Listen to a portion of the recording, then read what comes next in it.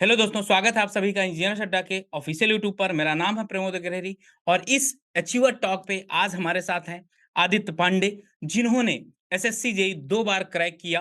पहली बार में बीआरओ और दूसरी बार में सीपीडब्ल्यूडी में 23वीं रैंक हासिल किया और इनका जो ग्रेजुएशन हुआ वो 2020 में ही हुआ।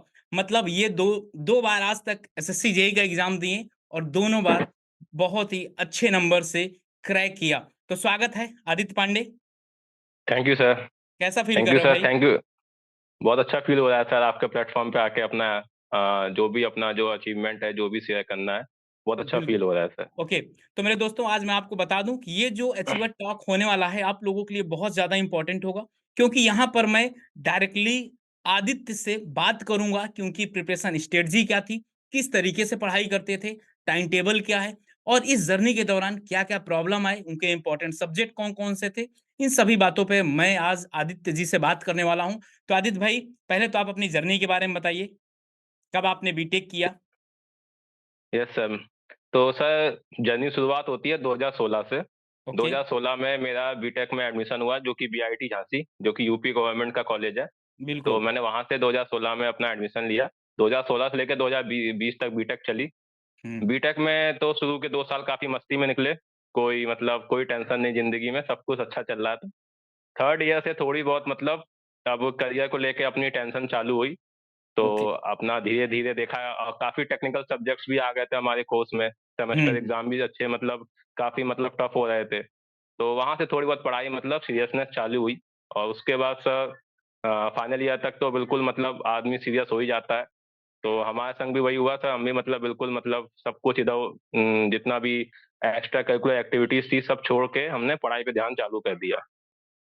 तो हमारे जब कॉलेज पास आउट था तब हम गेट ईएसई पे ज़्यादा फोकस किया करते थे, क्योंकि प्राइमरी एम हम लोग का वही था कि मतलब अच्छे ग्रेड ए ऑफिसर्स में अच्छे मतलब नौकरी लेनी है। बिल्कुल। तो सर 2020 तक का यही था। उसके बाद 2020 जैसे ही पास हुआ तो हमारे टाइम पे कोरोना आ गया था सर, जैसे हम पास आउट हुए। तो वहाँ से अब जो भी था सब ऑनलाइन का काम चला था। बिल्कुल। तो फिर इसके बाद तैयारी के क कब सोचा था आपने कि मुझे यार एसएससी जेईई क्वालीफाई करना है? सर जैसे ही पास आउट हुआ तो उसके बाद मतलब वैकेंसी, जैसे हम जब पास आउट हुए तो एक वैकेंसी तुरंत आ गई थी, जो मतलब हम मतलब प्रिपरेशन नहीं हो पाया था उतना।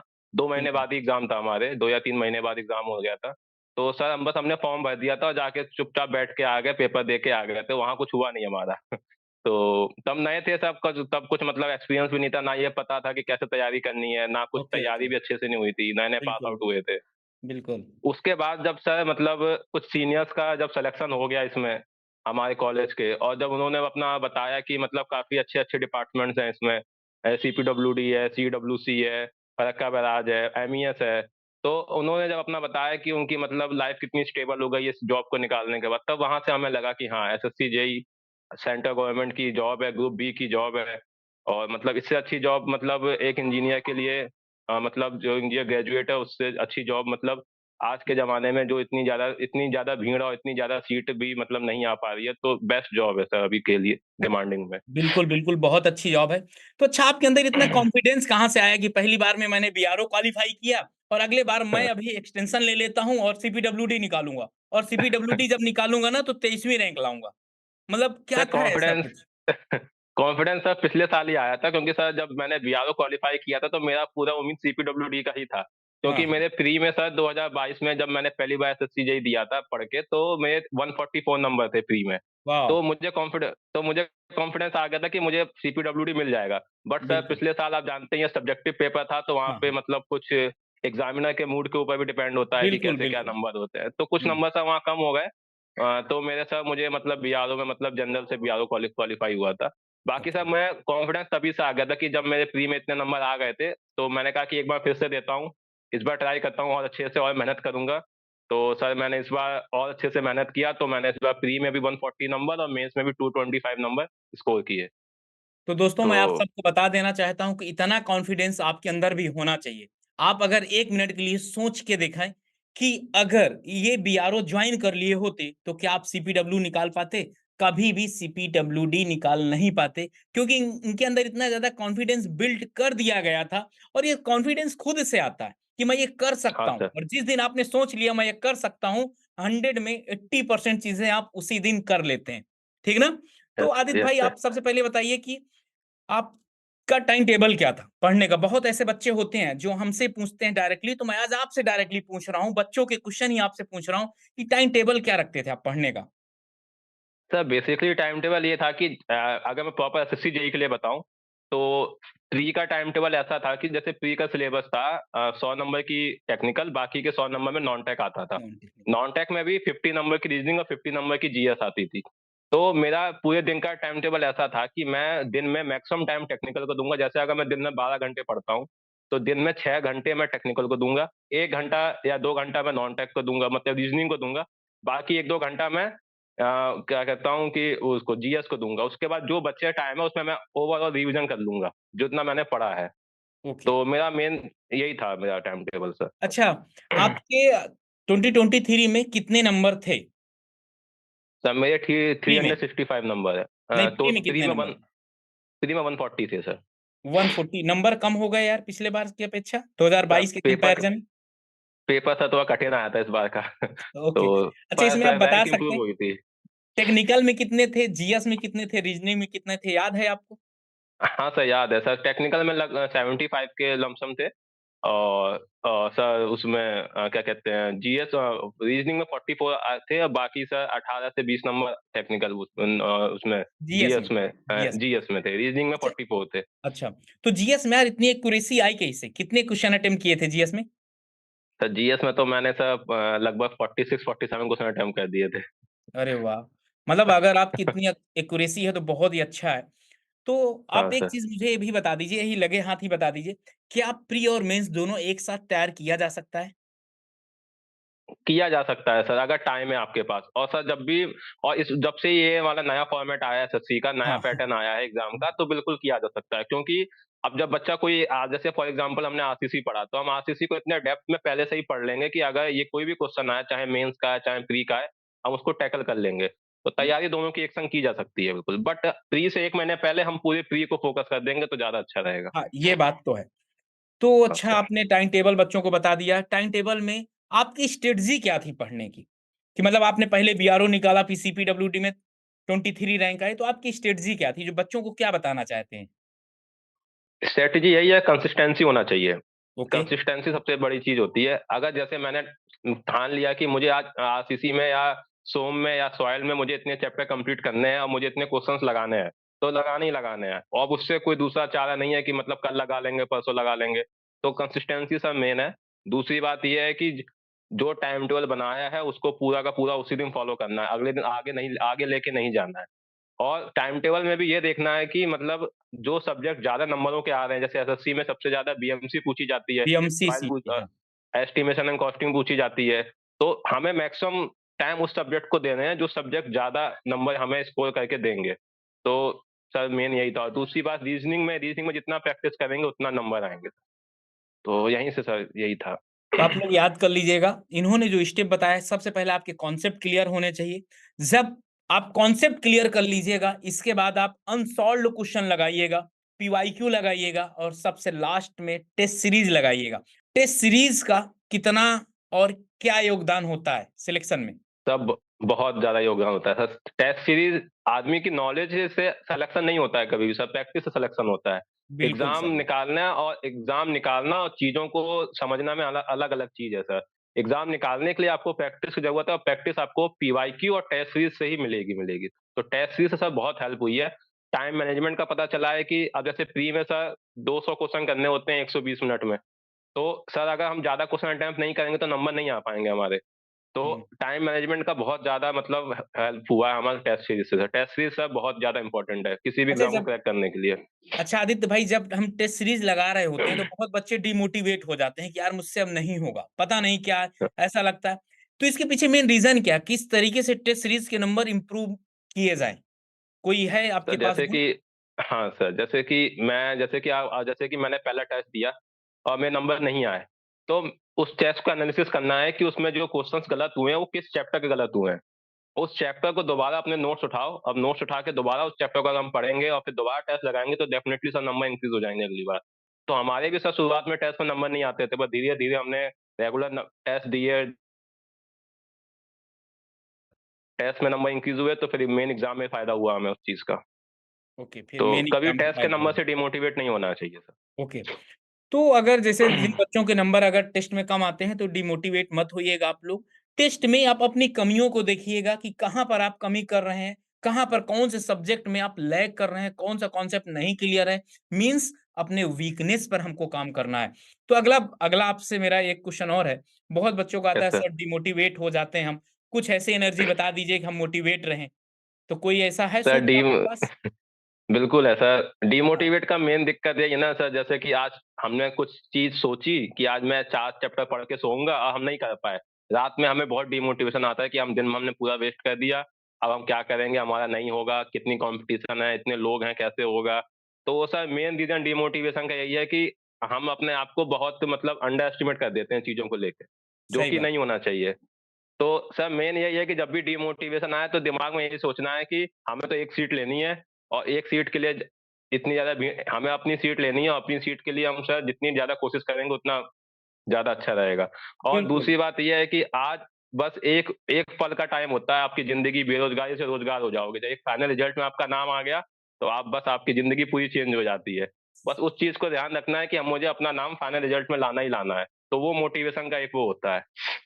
बिल्कुल, जैसे मैं आप सबको बता दूँ कि यार संघर्ष तो करना पड़ेगा और ज़िंदगी में संघर्ष होना भी चाहिए। जैसे आपको खुद पता है कि जिस तरीके से भगवान राम जो थे, अगर वो 14 हाँ, वर्ष वनवास के लिए नहीं जाते तो शायद आज हम लोग भगवान ना मानते, ठीक? बिल्कुल तभी सर। उनको नाम मिला है, वैसे भी आपको भी नाम मिलेगा जब तक इस संघर्ष में आप लोग अपने आप को पिरोएँगे नहीं, अपने आप को तपाएँगे हुँ। नहीं, तब तक कुछ भी नहीं हो सकता। याद रखिएगा 1 से 2% ही ऐसे बच्चे होते हैं जो बगैर संघर्ष के सक्सेस अचीव कर लेते हैं, बाकी पता नहीं आपकी किस्मत में है कि नहीं।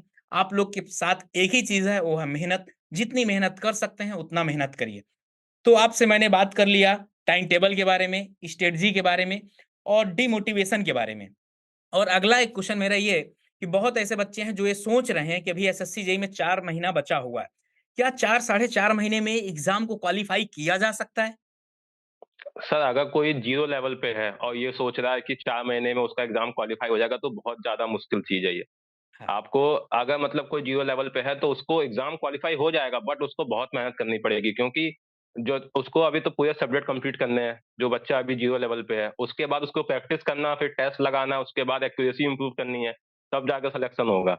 तो प्रॉपर कोचिंग और प्रॉपर गाइडेंस के अंडर जब तक वो नहीं आएगा, तब तक उसका सिलेक्शन होना नामुमकिन है। आज के बिल्कुल। ज़माने में जो कि इतना ज़्यादा बिल्कुल, कॉम्पिटिशन का कॉम्पिटिशन तो ज़माना बहुत चल रहा ज़्यादा है। हो ही गया है। अच्छा, हाँ हमारी सर। नोट्स और हमारा यूट्यूब आपको कैसे फ़ायदा किया? सर आपके यूट्यूब आपके नोट्स सब मेनली जीएस में और हाँ, रीजनिंग की प्रैक्टिस करने में, और कुछ सब्जेक्ट टेक्निकल के जैसे जो मेरे वीक थे, मैंने हाँ, वहाँ से बहुत मुझे फ़ायदा मिला। बहुत फ़ायदा मिला। यूट्यूब का सेशन भी हाँ। हमारा बहुत ऐसे बच्चे थे जो यूट्यूब से पढ़कर मतलब आज एसएससी जेईई में काफ़ी अच्छी-अच्छी रैंक हासिल किए हैं। हुँ, तो बिल्कुल सर। आदित्य मैं आपसे एक बात और पूछना चाहता हूँ, बच्चों को क्या कहना हुँ। चाहेंगे? बच्चों को सर यही कहना चाहूँगा कि जो जहाँ पे कंसिस्टेंसी को मत तोड़ें अपने, जिस चीज़ को फ़ॉलो कर रहे हैं, जिस भी कोचिंग को फ़ॉलो कर रहे हैं, उसको फ़ॉलो करते रहिए। किसी बस, गाइडेंस को बीच में मत रोकिए। अगर किसी टीचर के गाइडेंस में आप हैं, तो उसको बिल्कुल एंड तक लेके जाइए, जब तक आपका फाइनल रिजल्ट में नाम ना आ जाए। बीच में इधर-उधर किसी और चैनल पे जाए, किसी और चैनल से ये पढ़ लें, किसी से ये पढ़ लें, किसी से ये पढ़ लें, वो मत करिए। आपने जिसको फ़ॉलो किया, उसी को फ़ॉलो करिए, एंड टाइम तक आपका सिलेक्शन वही दिलवाएँगे। ओके। तो आखिरी क्वेश्चन आपसे ये है मेरा, जो बच्चे अभी कॉलेज लाइफ में हैं, second year, third year, fourth year या डिप्लोमा कर रहे हैं, सेकंड ईयर, थर्ड ईयर, हाँ, क्या उनको अभी से प्रिपरेशन स्टार्ट कर देनी चाहिए? क्योंकि आने वाले सर फ्यूचर स में एसएससी जेईई और भी टफ होने वाला है। तो उनके लिए आपके बिल्कुल लिए सर, होने वाला का है। क्या गाइडेंस है? सर जैसे जो बंदा अभी थर्ड ईयर में है, तो उसको पहले तो एसएससी जेईई का सिलेबस निकाल के, प्रिंट आउट निकाल के अपने सामने चिपका लेना चाहिए, और उस हुँ, चिपका के ये देखे कि किस सब्जेक्ट में कितने नंबर के कितने क्वेश्चंस आ रहे हैं, और किस सब्जेक्ट में कितने नंबर ऑफ क्वेश्चंस आ रहे हैं, कि देखने के लिए कि उसको तैयारी शुरू कहाँ से करनी है और कितने लेवल का क्वेश्चन आ रहा है। तो सर थर्ड ईयर से तैयारी बिल्कुल चालू कर देनी है, सिलेबस को बिल्कुल अच्छे से देख के उसके बिल्कुल चिप जैसा जैसा सिलेबस में चीजें दी गई हैं, वैसे वैसे चालू करनी है। ओके। अच्छा, आपके इम्पोर्टेंट सब्जेक्ट कौन-कौन से थे? सर बीएमसी थी, जो कि सबसे इम्पोर्टेंट है, बिल्कुल, सॉइल है, ट्रांसपोर्टेशन है, और सर एनवायरनमेंट है, ये जो सब्जेक्ट्स आरसीसी एंड सर्वे, ये आरसीसी। 5-6 सब्जेक्ट्स जो हैं, ये जो स्टील, ये 5-6 सब्जेक्ट्स जो हैं सर, ये बहुत ज़्यादा इंपॉर्टेंट है किसी भी एग्ज़ाम को क्रैक करने के लिए सिविल इंजीनियरिंग में। एसएससी बिल्कुल, जे के लिए तो ये रामबाण है सर। रामबाण है। तो बहुत ऐसे बच्चे होते हैं जो बीएमसी को बहुत आसान मान लेते हैं। लेकिन जब एग्ज़ाम में जाते हैं 15 से 20 क्वेश्चन इनको मिलते हैं तो तब वहाँ पता नहीं चलता कि स क्या सही है, क्या गलत है। और यहीं पर वो लैग कर जाते हैं। अच्छा, बीएमसी को आसान इसलिए लोग मानते हैं क्योंकि उसमें न्यूमेरिकल पोर्शन नहीं होता है। लोग हाँ, सिर्फ़ सोचते हैं थ्योरी पढ़ लिया है हमने, तो हम सब हाँ। कर लेंगे, बट थ्योरेटिकल में सबसे ज़्यादा क्वेश्चन गलत होते हैं। किसी भी एग्ज़ाम में आज आप मतलब किसी भी एग्ज़ाम को उठा के देख लीजिए, सबसे ज़्यादा जो नेगेटिव मार्किंग हुई है वो थ्योरेटिकल क्वेश्चन ने ही कराई है। न्यूमेरिकल ने ज़्यादा नेगेटिव मार्किंग नहीं कराई है। नहीं, तो बीएमसी का न्यूमेरिकल में मेन क्या है, बात अगर है। आंसर आ गया हुँ। तो सही है। हाँ सर, न आ गया सही है, नहीं आया तो गलत है, आदमी छोड़ के आगे निकल जाता है। बट थ्योरी बिल्कुल। में आदमी घूमता रहता है और बाद में गलत टिक मार के आगे बढ़ जाता है। तो बहुत नेगेटिव मार्किंग होती है, जो कि मेंस में काफ़ी इस बार नेगेटिव मार्किंग लोगों की हुई है, थ्योरी अच्छा, की वजह मेंस से। में आपके कितने नंबर थे? अच्छा, मेंस में 225 नंबर थे। 220, कितने कितने क्वेश्चन आपने अटेम्प्ट किया था? मैंने सर 89 क्वेश्चन अटेम्प्ट किए थे। सही कितने थे? सर 78 सही थे, बाकी 2 बोनस हुए हैं सर अभी, 2 नंबर बोनस हुए हैं। ओके। तो मतलब आपके 79, 81, अरे बहुत अच्छी आपकी एक्यूरेसी थी। हाँ सर, लगभग 80-90 के आस-पास, 90% के आस-पास एक्यूरेसी आई थी। इस एक्यूरेसी का राज क्या है? Sir test series and practice है, नंबर ऑफ क्वेश्चन्स की प्रैक्टिस है। नंबर ऑफ क्वेश्चन आपने कितने लगभग टेस्ट सीरीज़ अटेंड किया होगा? मैंने सर टेस्ट सीरीज़ में सर 10 मॉक दिए थे पेपर से पहले, क्योंकि ज़्यादा टाइम था नहीं इसमें, प्री और मेंस के इसमें बहुत हुँ, कम हुँ। टाइम मिला था इस बार। 10 मॉक दिए थे मैंने सर, और उसके बाद जितने भी थे जितने थ्योरी के कॉन्सेप्ट थे, अपने नोट्स रिवाइज़ किए थे, मॉक दिए थे। ईएसई एंड गेट की पीवाईक्यू एक बार ऊपर से देख लिए थे मैंने। हाँ, ईएससी और पीवाईक्यू अगर अभी आपके कॉन्सेप्ट क्लियर हो चुके हैं, तो ईएससी और पीवाईक्यू के आप जो क्वेश्चन है ना, उनको आप कैसे देख सकते हैं कि उनमें से कुछ 50 से 60% ऐसे होते हैं जो करने लायक होते हैं। उनको आप एक बार ज़रूर कर बिल्कुल, डालिएगा, बिल्कुल। टाइम है तो। हाँ सर, उसके पहले बिल्कुल। कॉन्सेप्ट आप ज़रूर देख लीजिएगा। कॉन्सेप्ट भी पढ़ना बहुत ज़्यादा ज़रूरी है। टाइम टेबल की अगर बात किया जाए तो टाइम टेबल आपका अपने अकॉर्डिंग होना चाहिए, और जब भी टाइम मिले केवल और केवल पढ़ाई करना है, क्योंकि अभी 5 महीने हैं और ये 5 महीने आपकी पूरी की पूरी आने वाली लाइफ़ को चेंज कर सकता है। ये जो 5 महीने बिल्कुल सर। एकदम, तो 5 महीने बहुत बिल्कुल। ऐसे बच्चे होते हैं जो खुद को मोटिवेट करने के लिए यूट्यूब में पहले 5 घंटे मोटिवेशन भरते हैं अपने शरीर पे, फिर आधे घंटे पढ़ाई करने के बाद फिर उनका मोटिवेशन निकल जाता है। सही बात है सर। भाई जब तक आप खुद नहीं मोटिवेट होंगे कि आपको सिलेक्शन लेना भाई सीपीडब्ल्यूडी, आप देखिए कि आपके सामने जो आदित्य पांडे जी हैं, आप खुद इनसे सीख सकते हैं बात कि इनका बीआरओ में सिलेक्शन हो गया। अगर इनके जगह और कोई होता तो उनको उनके दिमाग में आता कि यार अब बीआरओ मिल गया, छोड़ता हूँ अब, बीआरओ की नौकरी करता हूँ। लेकिन इन्होंने मतलब उस पे जॉब ना जॉइन करके इनको इतना कॉन्फिडेंस था कि मैं क्या निकालना है? सीपीडब्ल्यूडी निकालना है, वो भी एक अच्छी रैंक के साथ निकालना है। तो थैंक यू। और थैंक आप यू कुछ सर। कहना चाहेंगे? बस सर यही कहना चाहूँगा कि कोई दूसरा आपको मोटिवेट नहीं कर सकता जब तक आपके अंदर से खुद से पढ़ने की इच्छा ना आए। तो चाहे यूट्यूब पे 10 घंटे वीडियो देख लिए, चाहे 50 घंटे, कुछ नहीं होने वाला। अपने अंदर मोटिवेशन लाइए कि आपको ये एग्ज़ाम क्यों निकालना है। जिस दिन आपको क्यों का आंसर मिल जाएगा, आप एग्ज़ाम निकाल लोगे। क्यों अच्छा, निकालना है एग्ज़ाम, ये मेन है। बिल्कुल, ये जर्नी का पूरा श्रेय किसको देना चाहते हैं आप? अपने टीचर्स को, जिन्होंने मुझे गाइडेंस दिया है, जैसे आप सर और भी जितने भी लोग हैं जिसमें से मुझे गाइडेंस मिला है। थैंक आपका यू। सर यूट्यूब चैनल में जैसे मैंने देखा कुछ सब्जेक्ट्स मेरे वीक रह गए थे, तो मुझे वहाँ से काफ़ी मतलब हेल्प हुई है। और मेरे पेरेंट्स को बहुत बिल्कुल, हेल्प किया, सब मेरे दोस्तों को। ओके। तो थैंक यू आदित्य भाई। Thank you sir. तो मेरे दोस्तों ये सेशन आप लोगों के लिए बहुत ज़्यादा हेल्पफुल होगा जो एसएससी जेईई 2024 को टारगेट कर रहे हैं, वो भी स्पेशली सीपीडब्ल्यूडी और सीपीडब्ल्यूडी में एक अच्छी रैंक हासिल करना चाहते हैं।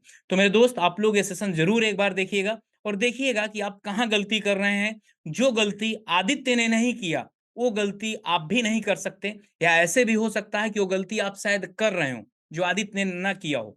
तो ऐसे ही बने रहें इंजीनियर अड्डा के साथ। Okay, bye bye and thank you. Love you all.